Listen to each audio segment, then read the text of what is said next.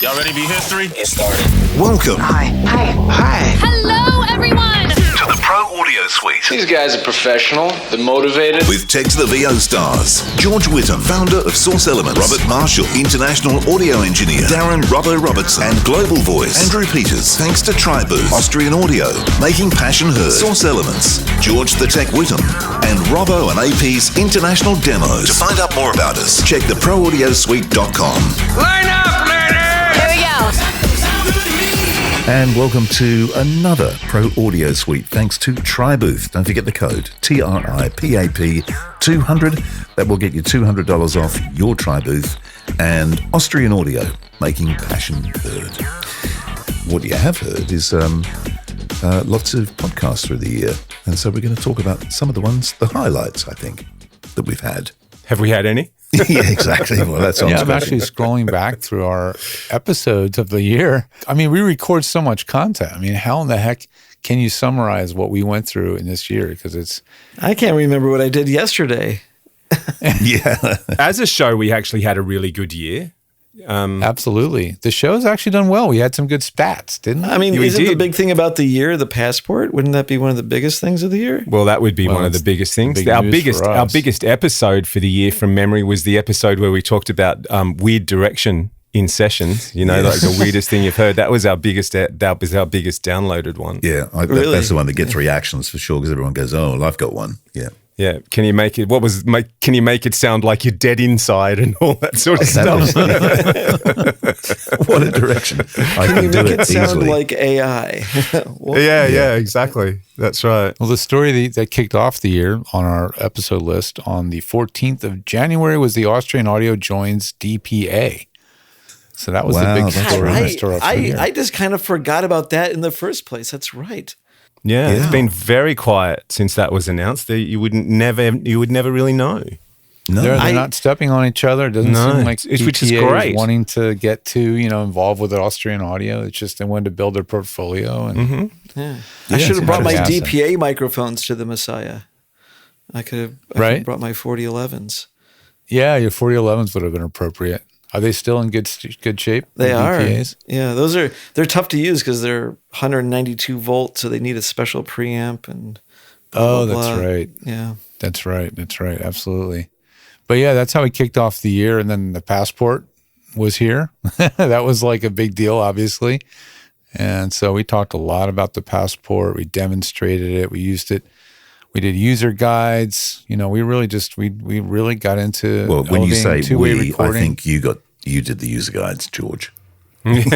Although we did do an episode on we did an audio guide episode, a user Yeah. guide. That's So right. that was I- kind I of think in the fun. middle of that episode, we came up with another use case in the middle of if We I did. remember right. Yeah. Yeah, yeah, I'm trying to we remember came what up it with was. 7 or 8 default setting scenarios, and then we came up with an 8th one, which I think ended up on the document, the PDF that you get with the user guide. Oh, cool. You know the one I send people to a lot though that we did, and I'm reminded just seeing it here in front of me is the ISDN. Not the ISDN bridge. The bridge between Source Connect 3 and 4. Oh yeah. That I send people to that a lot because a few people on LinkedIn and a couple on Facebook have sort of said, I'm on 3, they're on 4, and it won't connect, so I can't do this session. So you can. Because they ignore all the messages that say these don't work with each other. Yeah, we really did put a lot of messages in there because early on, people were like, "What is going on?" We're like, "All right, now we're gonna shower you with clarity." Yeah, but Yeah, I reckon that's that all would you be can do. easily the one I've shared the most over the year. This year would be that episode. Like the most times I've sort of gone, well, go and have a listen to this because it'll be helpful. Well, it's interesting By a with long that though, shot. because I did a session only recently, or a couple actually, with a studio in Melbourne, and they just used Source Connect 3. But I do know because Robert told me they have Source Connect 4. But I think it's because the majority of people, particularly in Australia Australia in still on particular Source is just Connect 3. I'm going to use an old one, but Australia is holding on to Source Connect 3 like it's the last piece of wood that fell off the Titanic. Well, see, the thing is down here, I guess, is it's still not widely used. That's the thing, like people are going, oh, I've got Source Connect, but no one's really using it. It's still Zoom sessions and all that it's, sort of stuff. I mean, like, it is being used, for the- but not. for the direct sessions to clients, they're using Zoom, and then they're just doing a lot of agency self-directed stuff. Agency level sessions are certainly Source Connect, but sort of you drop down those sort of lower tier. Well, I shouldn't say lower tier, but those other levels of recording session, and it's still all Zoom, and it's like it's kind of like self-directed sessions, but they're just client directed, but talent recorded. That's what those are. That's right. Exactly. Yes, exactly. Like we're recording this podcast right now. We're all recording our own files. So yeah, it's like it's one of those things, I think, that it's just sort of more a usage case than a sort of It's interesting though, because case. I did Somerset did it. Well, she's done a few sessions with a studio in New York, and then I did a session with a studio in LA. So I was in here at 7:00 in the morning recording down the line, but it was done through Teams, I think, from memory. Can't remember. And I recorded it at my end and then sent the file. Yeah. So client supervised, talent recorded, send us the files. It's always funny. I always, when we have clients sometimes that will say, we'll do the recording and we'll give you the files because they don't want to pay for the engineer to do the recording session. They think they're going to save like 1 hour. And we always explain to them, like, you're not, because you're going to give us files. You're going to say you're going to take notes. The notes will be unclear. Someone will get off on the take numbers, and it's going to take the hour that you think you're going to save is going to take the engineer an hour to go through it all and figure it out. And if anything goes wrong for the engineer not to catch at the time, you will have missed your opportunity to catch it because you're not really monitoring in quality, and you're not, it's just, there's things that can go wrong that an engineer might catch if you have them on the line, and they're going to have to spend the time anyway. So it was weird though, because time. with one of those, I mean, the Somerset one, she's in the booth. I'm actually engineering out here. So, I'm slating and all that, each take and all that kind of stuff, and capturing the audio.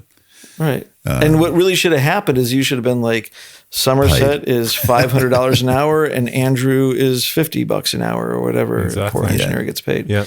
Yeah. It's funny though, you're talking about not hearing stuff though, Robert, because I got caught out like that earlier this year doing a demo for someone. They didn't have Source Connect, so we just did it like this down the line. Met on Google Meet, and they just recorded themselves locally, and it as best as I could tell, it sounded good, and I'd got them to send me a file. But in the meantime, since they'd sent me a file, and by the time we did this session, they decided that they were going to put a de-esser on their mic, and they did it live. They did it straight. It's in between the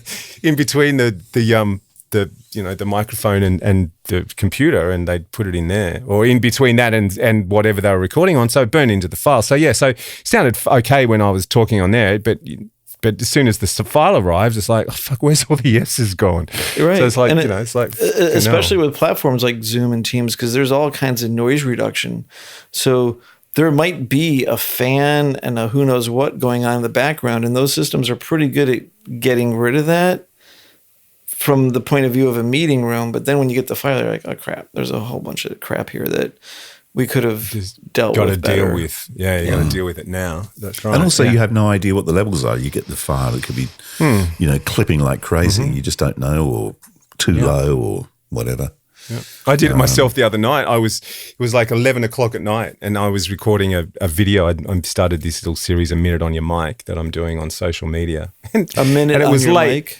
A minute on your mic, and I wasn't really thinking about it, and I was sort of doing a quick mic comparison, and I was chucking mics up and down, wasn't really thinking about what I was doing, and I couldn't hear it at the time, but I sort of did the mix and all that sort of stuff and played it back, and did my confidence monitor in the headphones, and realized that it would have been the NTG5, because that's probably the loudest out of the ones I compared, was actually sort of slightly distorting sort of thing. And because it was so late, I wasn't real. I was just focused on just get this fucking thing done, because it's got to go out tomorrow. And I played it back and went, oh fuck, now I've got to go back and do that whole bit again.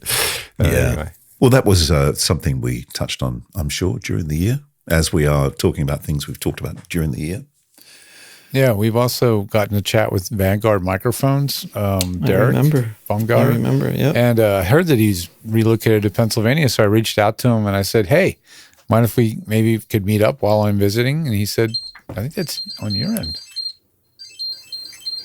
Is Our that me time's or up. Where's that coming from? I think it's coming from Not me. I think that's on Robbo's end. It's What is Tanae that? looking for the Vibrator. remote control. His vibrator. it's Battery's getting low on the vibrator. It's the remote locator tone Yeah. from the I'm TV thinking, remote. what the fuck is that? It's like, would you end that podcast already? One of the kids has left the remote for the Google TV in here, and she's searching for Right. it. Yeah. It's funny. It's amazing she knew how to do that. Most people won't even know how to make that work. Oh mate, she's tech queen. Anyway, yeah. rewinding it. So yeah, he moved to back Pennsylvania, right? By the time you're hearing this, I may be in Pennsylvania, actually, because I'm visiting my family in Westchester, Pennsylvania, which is a suburb of Philadelphia. And Eric isn't that far from there either. And I reached out by email and said, hey, maybe we can get together. Derek, not Eric. And he was like, yeah, that'd be great. When do you think? So maybe in January, since I'll be there for a week after the 1st, we might get to meet up. And I'll go see what he's up to over there. So that'll be fun. He was very, very interesting because he like super nerdy and, Yep. which was, Super nerdy, but still you could, you didn't get too lost in the weeds, I think. sure. No. There's a lot, we learned a lot about mic capsules. I remember about the voicing and how much that really has to do with the sound of things. And also Yeah, the that was basket. really I think he talked about how the basket, dictates Yeah. Right. the sound and whatever. Yeah, interesting. And we also had another milestone this year. I think kind of a milestone. We had a couple of really talented women voice actors who were, movers and shakers in their own right, like Building Doors with Christy Harst. Yeah. Yep. Remember that I was going to one? say, yep, She was that was a good one. excellent, right? That's a good, excellent good cause, that one, yep. guest. And then not long after, we had Sissy Jones and Larissa Gallagher, who are working on their own tool set called They're AI, right? Yeah. for AI. And they're really trying to, It was like ethical AI, right? Isn't that what it is? Ethical AI. Yeah. Yeah. Mm-hmm. I haven't heard anything So- about that since, actually. And the word was that they were going to come to Sydney for the Voiceover conference that's happening next year, I believe. I know they were listed on the, potential guests, so I have no idea. Well, I did use one of the robots to ask what were the big takeaways and the big themes of our year. What do you think was the number one recurring theme of the year? Don't process your audio. No, that would have been maybe last year. It should have been. Top 10. Yeah. No, this I don't year know. it was definitely AI. The industry is changing fast. It's not always in our favor, and AI contracts, platform shifts. 2025 was the year voice actors stopped asking if AI would affect them and started dealing with the consequences. Right. That was a big part of the year. That's a good way to put it. Yeah. And we all talk about AI constantly here. I mean, we're all using it and trying to figure out what it's useful for. And we were just saying how it's cool for doing something like I'm doing now, where I'm summarizing a lot of content quickly and getting some talking points. But when you want it to do real work and give you real accurate information and things you can actually hang your hat on or run a business on, or everything has to be proofed, everything has to be verified, everything has to be double checked. I've blue in the face asked ChatGPT to give me useful information. Look at my website and give me a summary of all the products I sell on my site.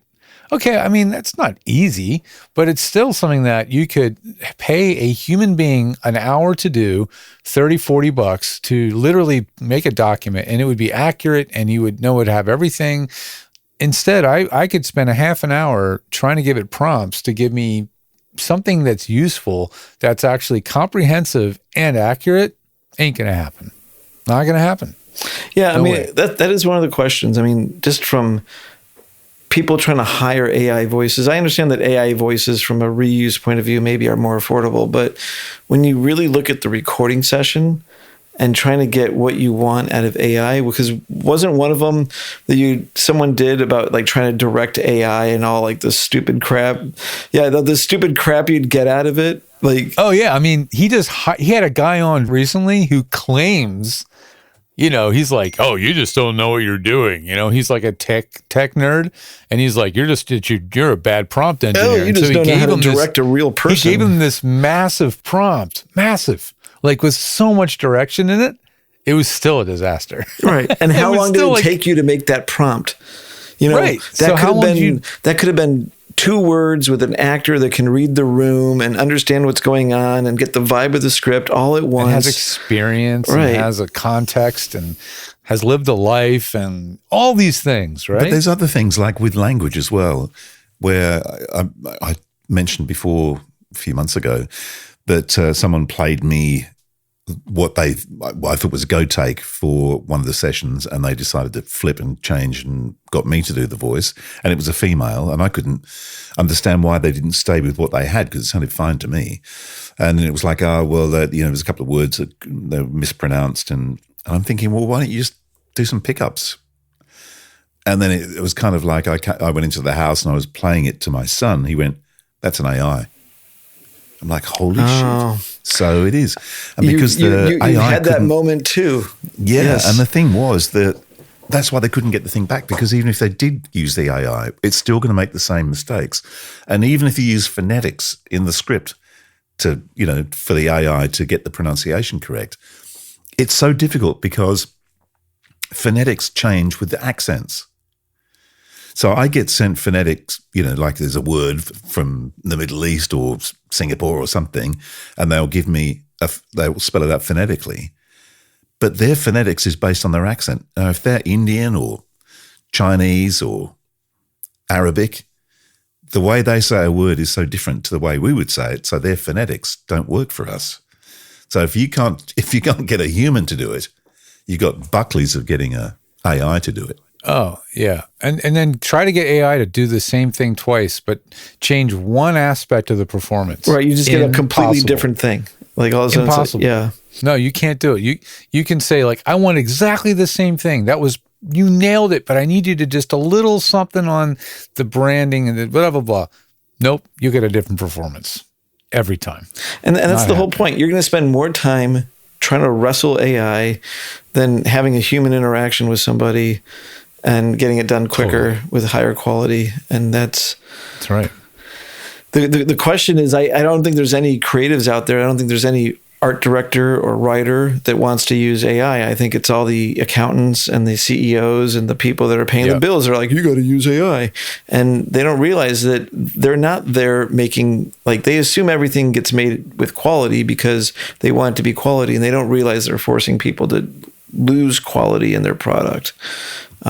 And things like advertising, it's a subtle thing, right? It's like you're trying to get a reaction out of somebody, and some of this stuff can be pretty subtle to, lock into somebody. It's not always, clients always think that if you just say the price point more times, like, people are going to get it. And it's not that. It's how it's delivered. It's what catches somebody. And those are all subtle things that I don't Here's think. what you should do. You should make more executives use ChatGPT to write love letters to their partners. Yes, And that's then it. say, how did that turn out? Yeah. Everything that went great? well. How's your sex life? It's funny, talk about direction, though. This is, I know we've talked about taking direction and understanding direction.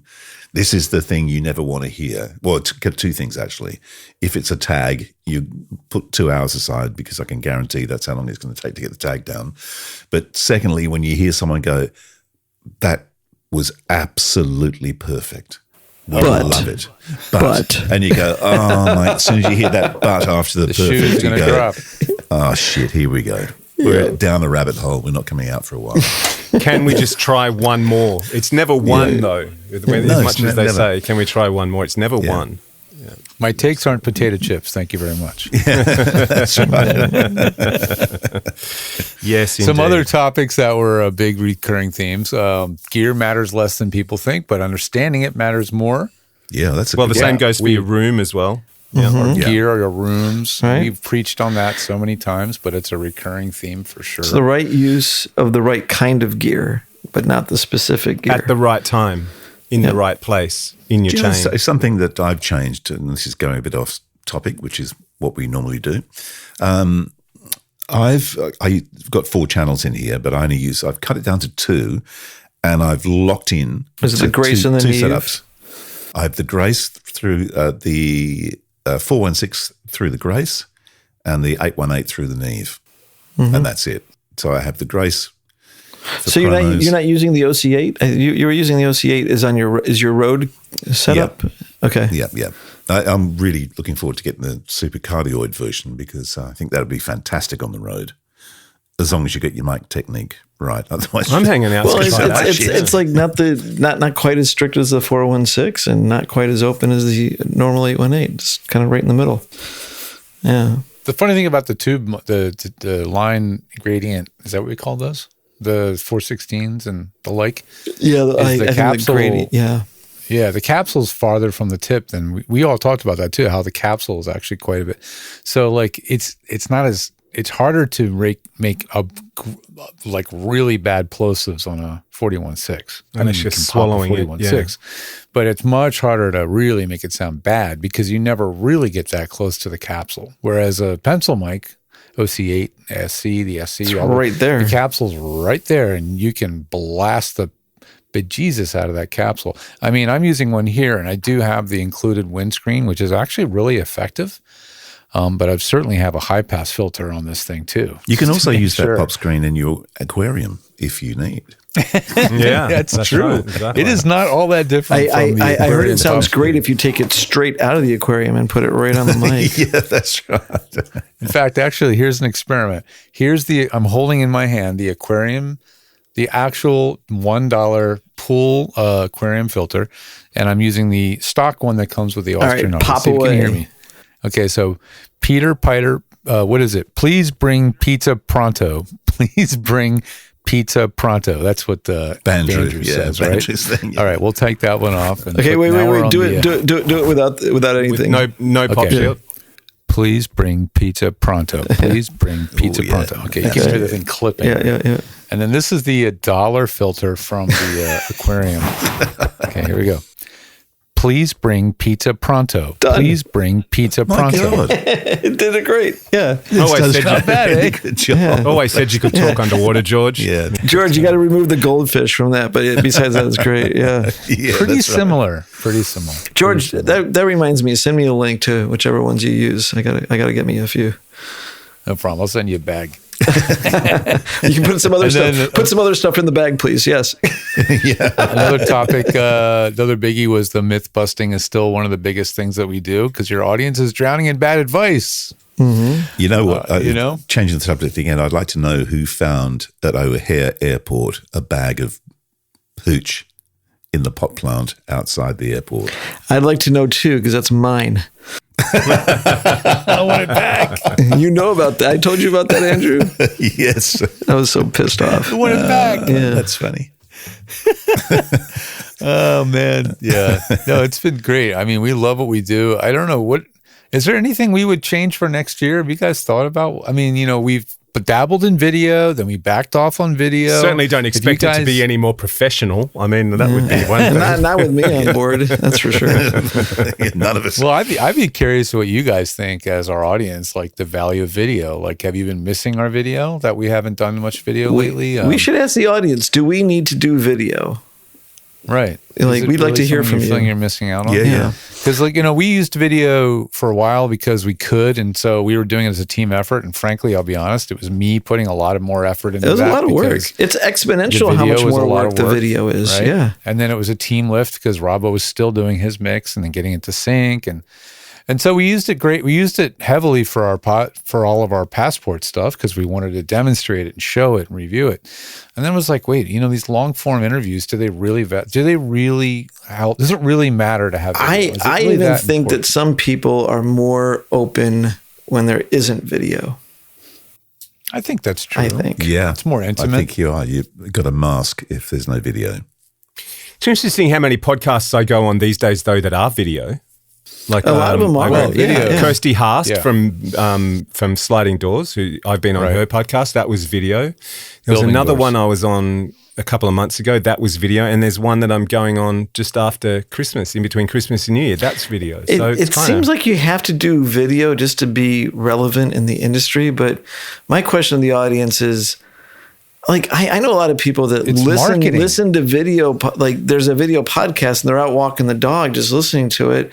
No one's really, they're walking around the house. No one's actually watching the video to these things, but the marketing engines want there to be video content, but I don't know that it's still radio. It's funny because you listen to NPR and it dawned on me one time, like some of the shows that you listen to on the radio are exactly the same thing that's on PBS News almost. And it's just, and you're like, well, I got everything I need to know. I didn't need But to I see listen it. to them in the car. I listen to, I know that there's videos available for like The Rest is Politics, The Rest is History, all those things that I listen to. But I whack them in the car when I'm driving somewhere. And in fact, there's a couple of really good ones that came out recently. The Rest is History on the Beatles with Conan O'Brien. And it's good.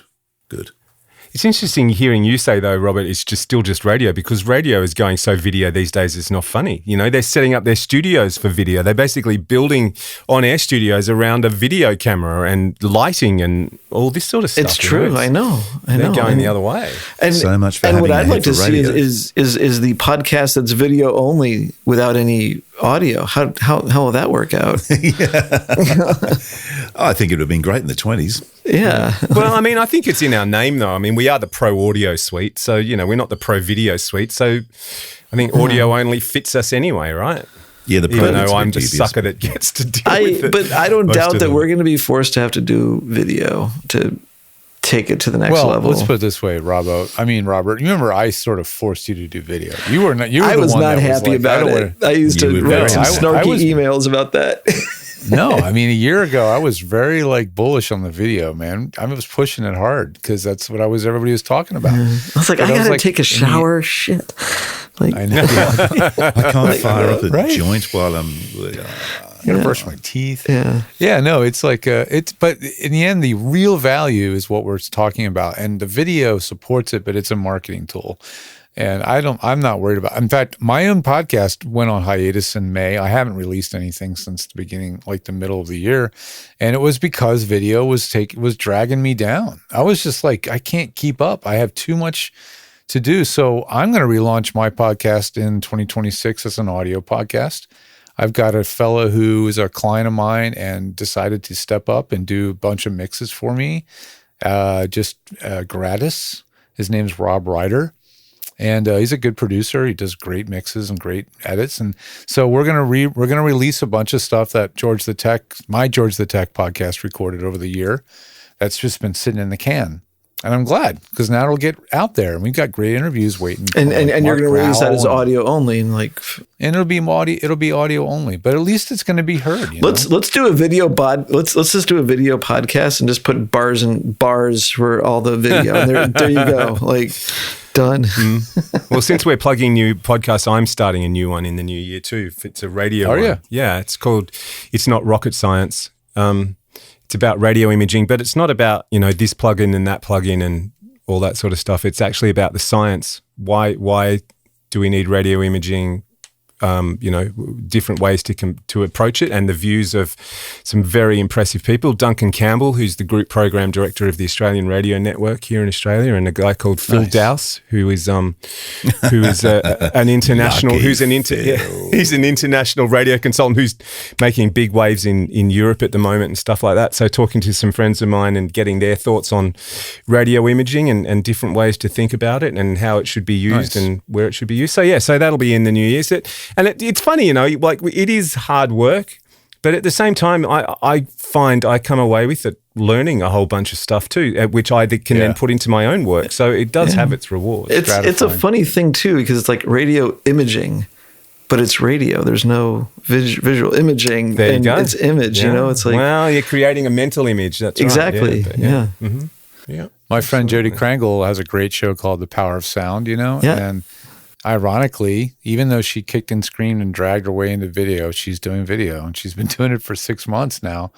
And I only listen to her show in audio format. I don't watch it in video. Right. That's what I was saying. A lot of people listen to these things and they're like, put the phone in the pocket and they listen away. Yeah. And it's costing her a lot of money and time. She's getting great guests though. And I don't know if there's a correlation that the fact she's doing video and pushing video and she's getting more high profile guests. I don't know if there's a relationship. I never asked her, but you and Robbo, you and her could cross promote your shows because you're both doing something that's all about how powerful sound is in communicating emotion and messaging and all that. That's what her show's about. So Cool. It's true. you guys could Give me talk. a name. Let's hook up.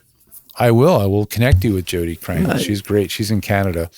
And I got invited in to become a guest host in the same way that you guys brought me in 7 or 8 years ago. I got invited in to be a guest host on the show that's returning Is this the year of the returning podcast?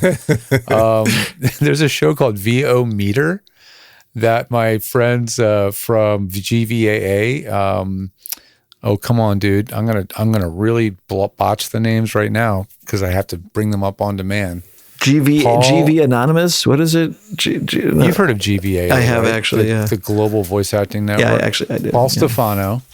He's one of the co-founders and producers of VO Meter, and his compadre that's been doing the show with him for years, Sean Daly from GVAA. The two of them have been running that show for years, and they asked me to come in and pop in and do a guest appearance on a recurring basis. So let's see how that goes in 2026. But well, here you go. Based on that, here's a good way to end this episode. What's the one curveball job that's come your way this year you've just gone, my God? Everyone's doing the NFL broadcast parabolic mic operating. That was a good one. Yeah. That was a curveball. That's a curveball for you, totally. Yeah, that was wild. What about you, It was a Robert? curveball, but it was a curveball that went around the planet because I did it for the first time 24 years ago. So I did it once, never did it again. And now 24 years later, I did it again. There you go. Yeah. Experience speaks. My one would be not necessarily a curveball, but I've been and have for many years been a Formula One fanatic, and then I got to do the TV ads for the Abu Dhabi Grand Prix for the UAE. That is cool. I was pretty happy. That's very cool. Well, that's just that's a neat fit, that one. That's not a curveball, but still nice. Yeah. Robert? I guess kind of similar to George, one of my first gigs out of college was to do a lot of classical recording, and then been busy with life and everything else and other gigs and commercials, and then I got asked to do this recording for the Messiah, and it was super fun. So back to the like the classical recording and simul broadcast, and it's kind of fun to go back to it and pull out my setup that was still running. I love that you could pull out a 20-year-old rig and it just, it's going to work. And purpose built, It's funny, we're just talking about live radio. I'd love to go back to live radio, I don't think I'd want to do it full time, but I just a week back in full-time radio, I reckon there's something about that instantaneous gratitude, like you spend 3 or 4 hours in the studio making a promo and then you get in the car and you drive home and it's on air. You mean doing promos and stuff? Yeah. The thought of actually being on air. I was going to say, like live radio. I've never been get cancelled. I've never been a jock, so that's sort of that doesn't really bother me. We talk about it quite a bit. I talk about it with old workmates and stuff like that, and even the kids are now they're old enough to understand what the hell I used to do when they back in the 80s. But I saw a photo of you doing it this morning on Tim Simon's Facebook page, you and him at SAFM. Really? What was that photo? It was a photo of you in the production studio at SAFM working on a documentary for... the Split Ends. Split Ends. Split Ends. How cool. Yeah, Andrew, do you miss live radio, or is it just like the stress? You don't miss it? Yeah. I don't miss it because I think it's a dog-eat-dog business. And when you're up, you're up, and when you're down, you're fucked. And everyone kicks you on the way down. So. Yeah, but that's the politics. But the actual job itself, that's the big reason I got out of full-time radio was the politics. And it sounds like you're saying the same thing, really. Yeah, it wasn't necessarily politics. I think it's just like my career just went down the toilet really quickly. And you're hot and everyone loves you, and then all of a sudden, all of a sudden you're too old. Yeah. But I got in too. Like I was 20 when I started which is unusually old back then. And within like 2 years, I was working in a metro station. 3 years. We jumped across the new commercial FM thing had opened, so I was there. Then a year after that, I got my first TV series or TV show. So it was just like and of course the radio station took off.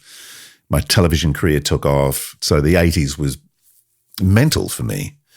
And then at 1988, it all started to do a bit of a slide. And by the mid-90s, it was just horrible. And then got to 97 and I'm like, that's it. I've got to get out of this. It's just revolting. So I was gone. And then I jumped and did this, and this is being really good. But I remember seeing a guy called Rick Herbert Australian voiceover guy, actor. That was probably mid to late 90s in Sydney. And he came into the station to do a voiceover. And I remember him walking in, he had his little kid with him, went in, did the job, and then left. And I thought, that's what I want to do. That's for me. That's good. I get to leave. Right. You get paid, and you're only here for 10 minutes. Now you're talking. Well, I'll give you my curveball job for the year because you guys are going to get a kick out of this. I got a friend whose podcast I've been working on here in Australia. She's actually a voiceover as well, a lady called Catherine Beck. And she recommended me to some friends of hers in Canada who were starting up their podcast. And she didn't really mention what the podcast was about, but she went, they're looking for someone, they're not sort of afraid to pay more than they sort of need to on Fiverr or something, but they want someone, who knows their chops because they've never really done this before. They will need to set up their room and all that sort of stuff. They would do it right the first time. So basically I went, sure, okay, all right, I'll give them a hand and sort of make this commitment. And she tells me now, she purposely didn't tell me, but I get online with these two ladies. They're lovely ladies, by the way. And the name of the podcast is called Midlife Rising for anybody whose wife might be interested in listening, and you'll understand why I say wife in a minute, because their podcast is based around the mental and physical effects of menopause. Oh yeah, fun. I've spent the last 3 or 4 weeks putting together about 15 odd episodes for them to get started with on and listening to, getting the night sweats and mate, I've learned so much. You've learned a lot, haven't you? I have a whole bunch of sympathy for my 40-year-old. Robbo, you will have to go through it too, so don't worry, Robbo. Menopause, you reckon? Yeah. As someone, I'm currently going through menopause as we speak. Yes, because as you guys know, that's right. Yeah, but, you cranky old bugger. Yeah, this year was a bit of a strange one for me because big year for you, I ended up getting prostate cancer. So, where are you? And part of the treatment, apart from radiation and stuff, was hormone treatment, which I'll be on for quite a while. I think I've got another year to go with this stuff. But basically, the symptoms are you go through menopause. So was your Meg wife laughing at you the whole she's time? going through it as well. So we're the kids going through it together. Oh, God. Yeah, you guys are both as mad as one another. Yeah. Do you get hot flashes? Yeah. It's bizarre. You just sort of sit there and going, oh shit, I'm boiling. Maybe I should put you in touch with Jen and Sherry, mate. You could be the host of the Midlife Rising podcast. Right. Yeah, the first guy with menopause. Well, not the first. I mean, there's plenty of them out there. But it is, it's the most bizarre thing. Meg thought it was hysterical when we were sitting with the oncologist, and he said, look, you're going to put you on this hormone treatment and there are side effects. It'll be kind of like, you'll have hot flashes and all this different stuff. And then Meg's looking at me going, oh, boy. So you're going to go through it as well. Good. Touche. Yeah. Oh, man. Go and get your PSA done. Get your PSA. Well, that was fun. Is it over?